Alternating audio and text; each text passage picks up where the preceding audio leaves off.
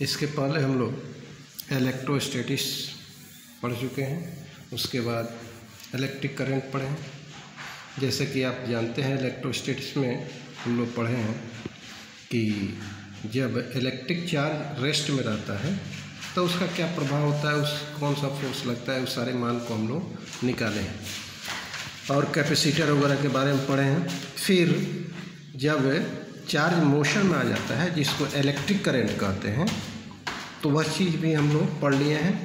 उसमें जो आपको पोटेंशियोमीटर, मीटर ब्रिज, उस पर आधारित कुछ सवाल भी हम लोग बनाए हैं। अब हम लोग देखेंगे नेक्स्ट यूनिट जो है हमारा है magnetic effect of current. Magnetic effect of electric current. देखिए, जैसे कि आपको एनसीईआरटी में दिया है कि आपको मूविंग चार्ज के कारण आपको मैग्नेटिक फील्ड वगैरह का मान पहले दे दिया है, लेकिन हम लोग पहले यहाँ magnetic effect of electric current देखेंगे। कैसे किसी करंट कैरिंग कंडक्टर के इर्द गिर्द मैग्नेटिक फील्ड अराइजेज होता है। जैसे मान लो यह कोई, इसका ऑब्जर्वेशन सबसे पहले ओरस्टेड साहब ने किया था कि अगर किसी ओरस्टेड साहब ने यह पाया था कि जब किसी वायर से करंट फ्लो करता है तो उसके चारों तरफ मैग्नेटिक फील्ड अराइज होता है। उसने कैसे किया, तो एक कंपास नीडल लाया, और कंपास नीडल आप जानते हो एक ऐसा डिवाइस है जिससे मैग्नेटिक फील्ड का प्रेजेंस का पता लगाता है। तो उन्होंने पाया कि जैसे ही इसके नियर लाया तो देखा कि इसमें डिफ्लेक्शन हो रहा है। तो इसका मतलब है कि इसके अराउंड मैग्नेटिक फील्ड प्रोड्यूस हो रहा है। अब उसने इसको ऐसे भी किया, करंट के डायरेक्शन को चेंज कर दिया। वायर करंट के डायरेक्शन को जब चेंज किया तो देखा कि जो आपको कंपास निकले उसका इंडिकेटर का डायरेक्शन भी डिफ्लेक्शन हुआ, लेकिन उसका डायरेक्शन जो है अपोजिट डायरेक्शन में डिफ्लेक्ट हो गया। इसका मतलब यह है कि करंट का डायरेक्शन चेंज करने से आपके direction of the magnetic field भी चेंज हो जाता है। इस चीज़ को उन्होंने ऑब्जर्व किया, इसलिए इसका नाम हम लोग ऑब्जर्वेशन देते हैं। अब देखिए, यह मैग्नेटिक फील्ड जो अराइज होता है करंट कैरिंग कंडक्टर के कारण, इसका मतलब है current carrying conductor produces magnetic field. तो इसका मतलब है कि करंट कैरिंग कंडक्टर जो है बिहेव्स एज ए मैग्नेट। कैसा बिहेव करता है, मैग्नेट के जैसा बिहेव करता है। अब देखिए, थोड़ा सा इलेक्ट्रिक फील्ड के बारे में इसको कंपैरिजन करके हम लोग देखते हैं। देखो, एक्चुअली अगर कोई चार्ज पार्टिकल्स यहाँ इसके अराउंड हम लोग रखते हैं तो आप इस पर कोई फोर्स नहीं होता है, अर्थात डिफ्लेक्ट नहीं होता है। क्योंकि चार्ज पार्टिकल इस समय क्या है, चार्ज रेस्ट में चार्ज इज एट रेस्ट। लेकिन वही चीज़ जब हम लोग किसी इलेक्ट्रिक फील्ड में चार्ज को रखते हैं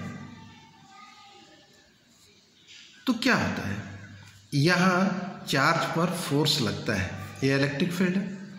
तो ये चार्ज पर जो फोर्स लगता है वो क्या है, आप जानते हैं, आपको बताया गया है, फोर्स बराबर होता है चार्ज इनटू इलेक्ट्रिक फील्ड। और चार्ज अगर मोशन में है, अगर मान लो ये चार्ज मोशन में है तो ये क्या करता है, डिफ्लेक्ट भी करता है। अर्थात इसका मतलब हुआ कि इलेक्ट्रिक फील्ड में अगर चार्ज रेस्ट में है तब भी फोर्स लगेगा, और चार्ज यदि मोशन में है तब भी फोर्स अनुभव करता है। लेकिन यहाँ हम देख रहे हैं कि मैग्नेटिक फील्ड में अगर कोई चार्ज रेस्ट में है तो कोई फोर्स अनुभव नहीं करता है, और वहीं अगर मान लो कि मैग्नेट या चार्ज मैग्नेटिक फील्ड में हम लोग मोशन में देते हैं, v वेलोसिटी से इसको मोशन देते हैं, तो ये क्या होता है, डिफ्लेक्ट होता है। इसका मतलब है कि चार्ज जब मोशन में रहता है चार्ज, तो क्या होता है, मैग्नेटिक फील्ड में के द्वारा उस पर फोर्स लगता है। तो यहाँ मैंने लिखा है current carrying conductor produces the magnetic field around itself.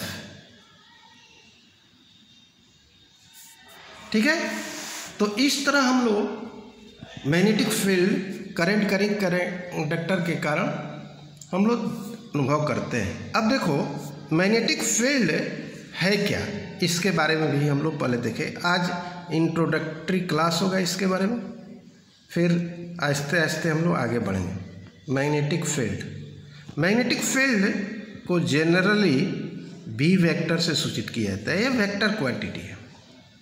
क्या है, यह वेक्टर क्वांटिटी है। मैग्नेटिक फील्ड जैसे इलेक्ट्रिक फील्ड आप डिफाइन किए थे, वैसे मैग्नेटिक फील्ड भी डिफाइन कर सकते हो। अर्थात the space around a current carrying conductor, the space around a current carrying conductor with in which its influence can be felt. इसके प्रभाव को जहाँ तक हम लोग अनुभव कर सकते हैं उसको, चूँकि यह दूरी बढ़ने के साथ साथ ही, करंट कैरिंग कंडक्टर से दूरी बढ़ने के साथ साथ ही इसका वैल्यू कम होते जाता है। तो इस तरह मैग्नेटिक फील्ड को आप डिफाइन कर सकते हो। अर्थात the space around a current carrying conductor with in which the influence of the field can be felt, अनुभव किया जा सकता है। ठीक है, अब देखिए, अब मैग्नेटिक फील्ड निकालने के लिए, करंट कैरिंग कंडक्टर के लिए हम लोग बायोट-सवार्ट्स लॉ का उपयोग करते हैं। तो सबसे पहले मैग्नेटिक फील्ड का हम लोग एसआई यूनिट देखेंगे। SI unit of magnetic field, जिस इंटेंसिटी भी कह सकते हो, फील्ड वेक्टर भी कह सकते हो। तो यह बी, इसका यूनिट होता है न्यूटन पर एम्पियर मीटर, और इसी को हम लोग टेस्ला भी कहते हैं। शॉर्ट में क्या कहते हैं, टेस्ला, जनरली कैपिटल टी से डिनोट करते हैं। वहीं इलेक्ट्रिक फील्ड का ऐसा यूनिट क्या होता है, न्यूटन पर कूलम होता है, क्योंकि फोर्स पर यूनिट चार्ज होता है। तो इस तरह ऐसा यूनिट हम मैग्नेटिक फील्ड को लिख सकते हैं। अब देखिए, एक्चुअली इस यहाँ मैग्नेटिक फील्ड जो एराइज होता है, जिस तरह इलेक्ट्रिक फील्ड है उसी तरह मैग्नेटिक फील्ड। तो इलेक्ट्रिक फील्ड में क्या होता है, इलेक्ट्रिक लाइंस होता है। तो इलेक्ट्रिक लाइंस जो होता है तो इलेक्ट्रिक फ्लक्स भी होगा। Total number of lines passing through any surface is said to be electric flux. तो उसी प्रकार magnetic lines of forces passing through any surface per unit area is said to be आपको magnetic flux. और magnetic flux जैसे electric के, आप जानते हो इलेक्ट्रिक के फ्लक्स फाई बराबर होता है इलेक्ट्रिक फील्ड डॉट एरिया। तो इलेक्ट्रिक फील्ड इंटू एरिया। उसी तरह मैग्नेटिक फ्लक्स, अगर इसको ई से डिनोट कर दें, मैग्नेटिक फ्लक्स बी बराबर हो जाएगा आपको उसी तरह magnetic field intensity into area. तो इससे हम लोग एक फार्मूला मैग्नेटिक फील्ड का ज्ञात कर लेते हैं। यह क्या होगा, phi over phi B over A. तो फाई का मैग्नेटिक फ्लक्स है, तो मैग्नेटिक फ्लक्स का यूनिट होता है weber, weber per meter square. और इसी को हम टेस्ला कहते हैं। क्या कहते हैं? टेस्ला भी कहते हैं। तो इस तरह मैग्नेटिक फील्ड का फार्मूला भी आप ज्ञात कर सकते हो, उसका एसआई यूनिट भी आप लिख सकते हो। ठीक है, अब हम लोग देखते हैं बायोट-सेवार्ट्स लॉ पहले पढ़ेंगे, उसके बाद मूविंग चार्ज के कारण जो आपको मैग्नेटिक फील्ड होगा वो लास्ट में धीरे धीरे हम लोग पढ़ते जाएंगे। तब देखिए हम लोग देखते हैं बायोट-सेवार्ट्स लॉ। बायोट-सावर्ट्स लॉ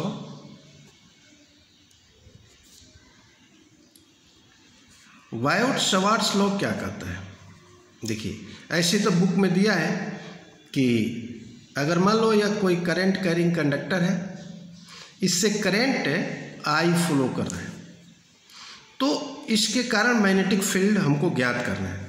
तो एक्चुअली यह करंट कैरिंग वायर, लंबे वायर के कारण मैग्नेटिक फील्ड बायोट-सावर्ट्स नहीं निकाले, उन्हें स्मॉल एलिमेंट एरिया के कारण, स्मॉल एलिमेंट लेंथ के कारण मैग्नेटिक फील्ड का मान उन्होंने निकाला था।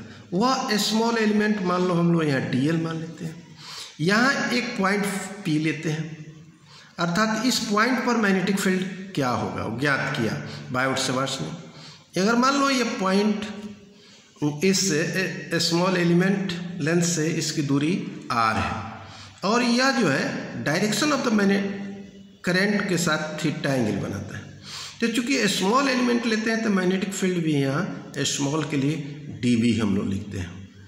तो जब डीबी लिखते हैं तो बायोट-सावर्ट्स ने क्या बताया कि यह डीबी जो है डायरेक्टली प्रोपोर्शनल टू होता है आई के, यह डीबी जो होता है डायरेक्टली प्रोपोर्शनल टू होता है साइन ऑफ द एंगल, और यह डीबी प्रोपोर्शनल टू होता है डीएल के, और यह डीबी इन्वर्सली प्रोपोर्शनल होता है square of the distance between the point of observation and the small element length.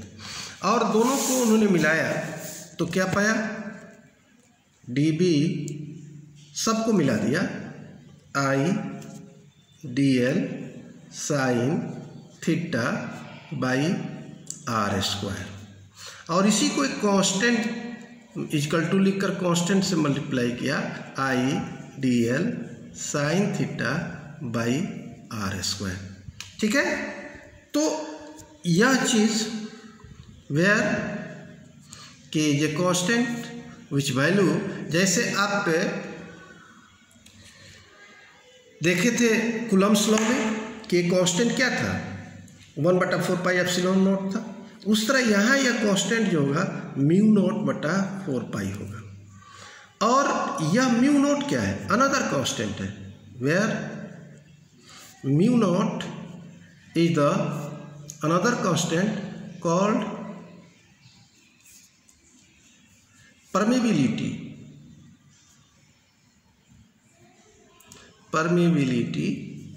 of free space और वैक्यूम और एयर दे सकते हो। तो इसको हम लोग, और एक बात ध्यान रखना, इसका वैल्यू होता है 10⁻⁷। ठीक है, अब आप देखिए इसको, आप यह स्केलर फॉर्म है मैग्नेटिक फील्ड। एक ध्यान रहे कि कूलम्ब्स लॉ एप्लीकेबल है केवल पॉइंट चार्ज के लिए, और बायोट-सावर्ट्स लॉ एप्लीकेबल है स्मॉल एलिमेंट लेंथ के लिए, यह ध्यान रहे। तो इसको हम लोग वेक्टर फॉर्म में यदि लिखते हैं, अर्थात vector form of Biot-Savart's law, तो क्या होगा?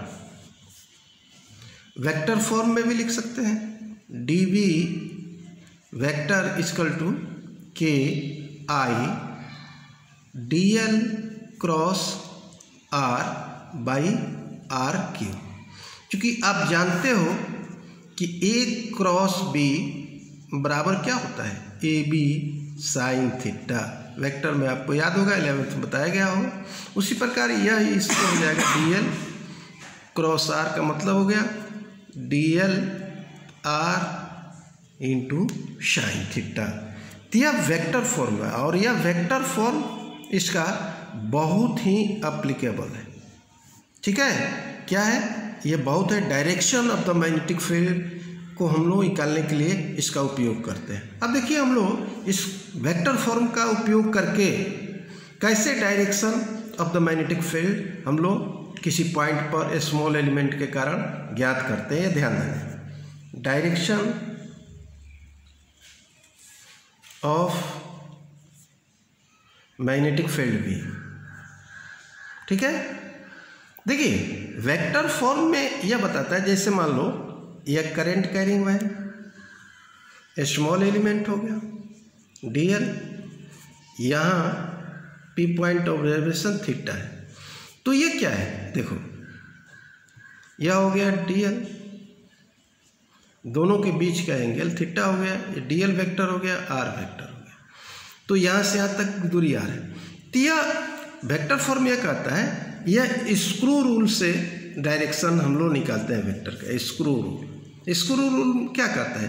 एक स्क्रू लेकर के और फर्स्ट वाले वेक्टर पर रख करके उसको घुमाया जाता है। क्लॉकवाइज जब घुमाओगे तो वह अंदर की ओर जाता है।